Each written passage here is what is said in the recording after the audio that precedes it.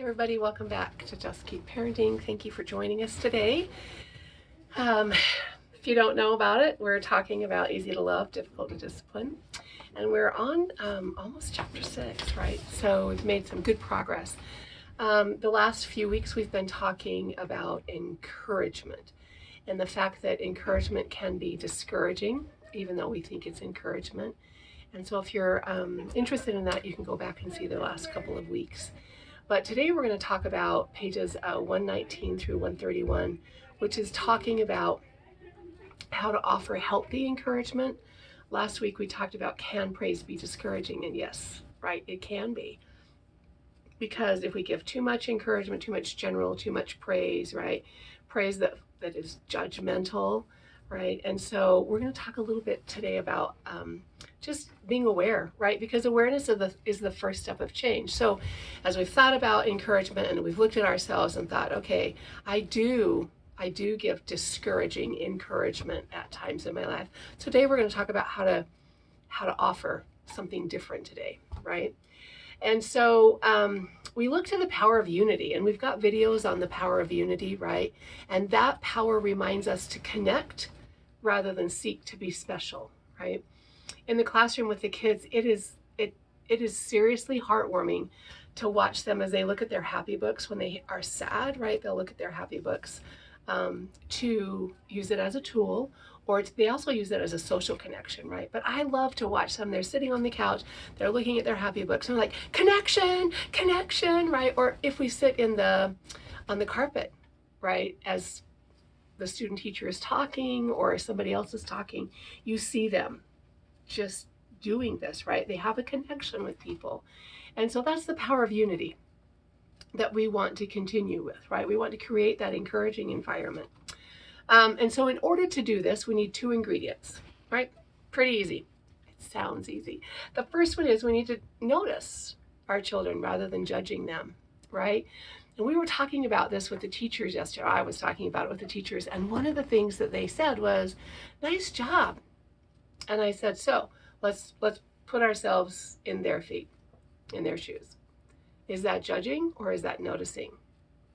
And all of a sudden they're just like, that's total judging, because I'm judging whether it's nice or not. So then we got into this whole discussion about how do we take nice job and just notice, right? And so the second thing is link our child's actions, right, to enjoyment and satisfaction rather than to tangible rewards. I went to see the C.S. Lewis movie last night, the new one, and was talking with another lady there that had taken a parenting class a few years ago from me. And one of the things that she talked about was she's working in the public schools right now, and how it really has become a pandemic, right? The rewarding system. And we use it, folks, because it's quick and it's easy, right? But the long-term effects of a reward system are baffling, right? They're just baffling because they don't internalize, children don't internalize how to, those intrinsic feelings, right? We're going to get something. Every time we do something good, we're going to get something, right? It's Pavlov's dog situation. So children are always saying, hey, notice me. Look, mom, look, dad, look, teacher, watch me, right? They want to be noticed. That's part of their development, right? We hear it often. They want to be seen, and more importantly, they need to be seen, right? So as we become our child's mirror, right, our attention itself is encouraging. Isn't that nice to know? That all we have to do is just pay attention to them. Just listen, right? And I know sometimes that gets hard, and sometimes that gets like, oh my gosh, if I have to listen one more time, right? But you're just listening, and then all you have to do is you just have to describe, right? You just have to describe the action, right? They want to be seen. They don't want to be judged for their actions, right? So the Dr. Bailey talks about how she saw a child out on a monkey bar. And the child said, look at me. And she said, yeah, you're climbing so high up there. You're using all your muscles to get up that far, right? She's just describing the action. She's not saying, wow, good job, or gosh, you should be able to do that better, or she's just describing the action, right? And so, good job, honey, right? Good job, honey, which is what we say almost too much, right? Because we just want to make it quick, right? I just hope that we'll think about when we say good job that it's one of those things that we could supplement it with something else, right? So if we replace judging with noticing too often, right, the child will start to say, am I doing this okay? Is this the right way for this, right? And then we know that we've gone too far judging and not noticing, right? So as we notice, it encourages them. It's as simple as that. We just notice them. We describe what we see, and we leave the child free to make the evaluations of the efforts and their accomplishments. There's a great story in the book where Santa was coming to town and they were throwing candy, right? And this adult said to a child, she saw her share her candy with somebody else, and she said, wow, she said, you shared your candy with so-and-so, right? Just noticed. Called the actions and put words to them, right? A few minutes later, she heard the little girl say to her mom, I was a really good friend to Charlotte, right? So she made the evaluation, not the adult calling the evaluation, right? So letting those evaluations happen with the child as we describe just what their actions were. And I think it's safe to say that we all want to create this encouraging environment for children, right? We want to create children who can make wise decisions and then be responsible for those decisions, right? That's what our job is. I think that's what we want to do, right? But in order for this to happen, the adults need to stimulate that front lobal piece of their brain, right? We know that this is we call it with the 4-year-olds, our thinking brain, right?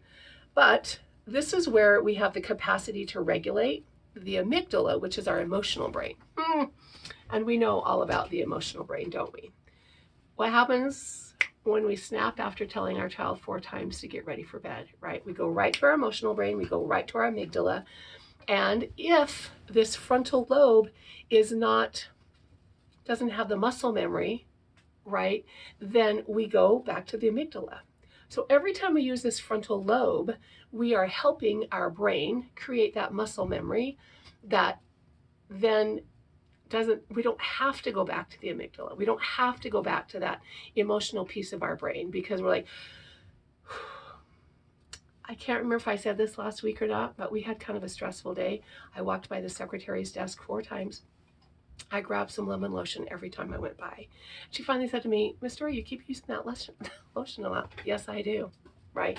Because it's a little bit of a stressful day today. I think I talked about it last week. So here we go. I'm going to put on a little lotion, right? And that is one of my strategies that I like to use to calm myself.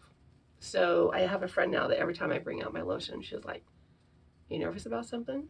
You need to calm down? No, sometimes I just like lotion, but I do use it as a strategy, right? So instead of screaming, right, and going back to the amygdala, we can calm ourselves and say, you know what, Dory, you got this. I can go have the conversation. I can help that child get ready for bed. That's what they need today, right? So after we've chatted about the 7 powers of control, which we've made videos of and are in this book, right? They're all frontal lobe exercises. So can you imagine if we can just exercise those frontal lobe exercises, right? We're going to have a major encouraging environment in our family, in our schools, right? When we highlight kids' achievements, right, and kindnesses, we stimulate this part of their brain, right? We're not judging them, we're just highlighting them. Making their own judgment stimulates that part of their brain, right, which determines the amount of willpower they're going to have and how they can muster, right, the ability to manage emotions and maintain self-control under stress. That's what we want for them. That's what we want for ourselves, right, is not to lose it, not to snap, and be able to calm.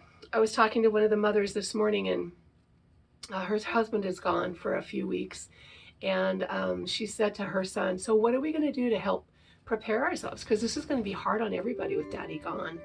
And the little boy said, I think we need to make some sad cream, right? So he knew that that is something that he uses to help him regulate so that he can stay here and not get to his amygdala.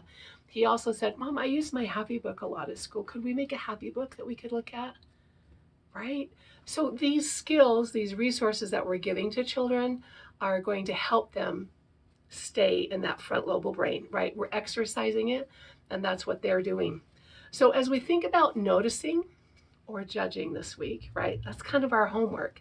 So listen to our conversations as we have, listen to what spews out of our mouth, right?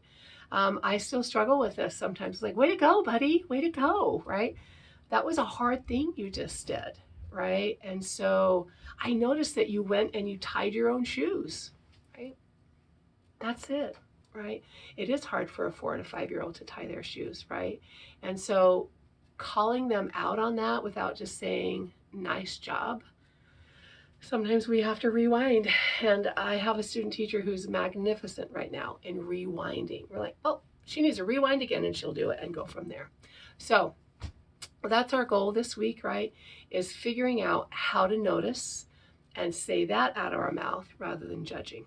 And if we can do that, then we're going to offer healthy environments, right? Healthy encouragement for our children. See you back here next week. Thank you again for joining.